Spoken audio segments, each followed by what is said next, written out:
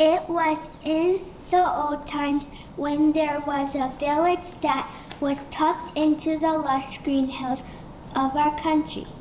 The villagers were very happy, and the land was fertile with good crops. Everyone lived very well, and there was joy among the people. But one day, from somewhere in the east, there arrived a very strange but beautiful bird. It was a large bird, and it took from the villagers. It swooped down and took their chickens and their goats. It swooped out and it ate their crops and their fruit. It swooped down and broke into their granaries and their storehouses and stole all their food supplies for the winter. There was much crying in the village. The people were very sad. Misery swept through the village and over the lush hills. No one could catch the bird. He was too elusive and too fast. Even the strongest men in the village could not get their hands on the bird. The bird was far too quick for anyone to catch. The villagers rarely saw the bird, but they could hear the flapping of its wings as it came to rest in the high branches of the yellowwood tree. It hid in the thick canopy of leaves high in the tree. Now the chief of the village was very angry. He was very frustrated. The village was helping itself to everything that the village had worked for. The bird had even targeted the storehouse of the sheep. It had taken all his winter supplies and all his livestock. The sheep was very angry and very mad at the strange bird. "Oh, terrible bird, you bring great misery to our village. You make us all very angry. We shall cut you down. We shall bring you to the earth. I now order all the men of the village to get their axes and their matches to you will all move against the bird. You will cut down the yellow wood tree. Cut down the tree. Cut down the tree. That is the answer. Cut down the tree." With sharp axes and sharp matches in their hands, the men of the village approached the yellowwood tree. Their axes dug into the bark of the tree. Their matches bit into the flesh of the tree. The tree shook with the power of their blows. The tree shuddered with the force of the mighty blows. The tree bent to the force of the powerful blows. But from the tree came a honey-sweet song. The music reached out the men. The music reached far into their hearts. The music sang to them of precious things that would never return. The song was so sweet and so precious that the men dropped their machetes. The men dropped their axes. One by one, they fell to the ground. All the men fell to their knees and stared up into the branches of the tree. They started in longing and yearning for the bird who sang to them in all its splendor and majesty. The hearts of the men became soft, and the hands of the men became weak. How could a bird so beautiful and so lovely cause so much damage and destruction?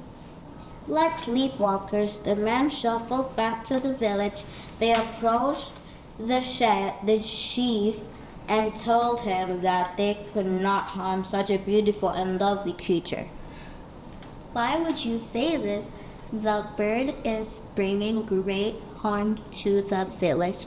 He takes our crops, he takes our livestock, he steals from us every day. We must break his power. I will get the young men of the village to assist me. The young men will break the power of the bird. And so the next morning, the young men of the village took their axes and took their matches and set off for the tree. Their blows slammed into the trees. The axes bit into the bark.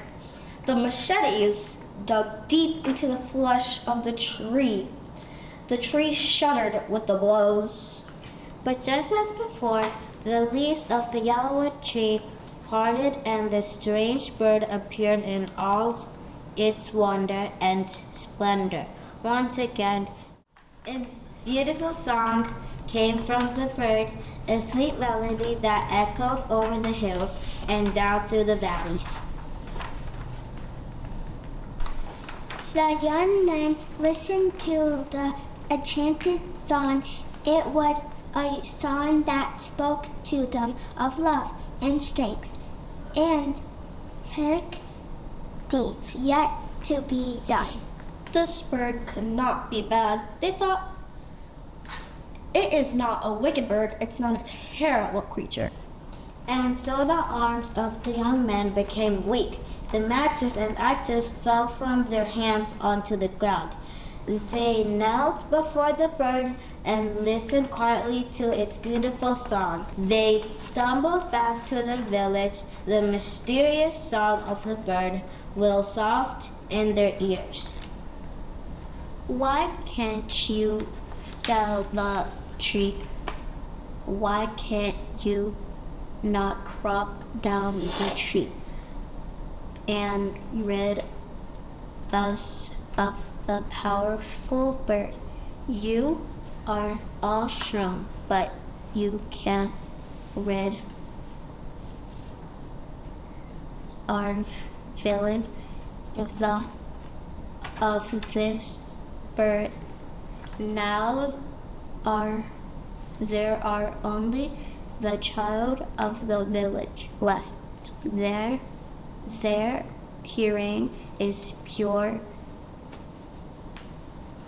Their eyes are clear. I will take them myself to the tree, and we will get rid of this evil bird. The sun rose brightly the next morning. The village chief gathered together all the children of the village and went to the yellowwood tree where the bird was resting. The first child swung his axe into the bark of the tree. At just that moment, the leaves of the tree parted and a mysterious bird appeared. It was the most beautiful creature in all the land. But the children did not look up at the bird. They continued to swing their axes. They continued to swing their matches. They chopped and chopped and chopped. I hear such a beautiful sound from the tree. I hear such a beautiful sound from the bird. The bird's song is so sweet. The bird's song is so lovely. It is the sweetest sound. But the children's ears could not hear the sound of the bird. The children's ears could only hear the chop, chop, chop of their axes. The children's ears could only hear the whack, whack, whack of their ratchets. In a short time, the trunk of the yellow wood tree began to crack and creak with a great bang. It crashes to the ground. Thunder rang out everywhere. When the chief looked among the branches, he found the mysterious bird dead. It had been crushed to death by the enormous weight of the yellow tree. The people of the village came running to the tree. No one could believe what they saw. No one could believe what the children had accomplished. And that night there was a great feast. There was a great feast to celebrate and reward the children of the village.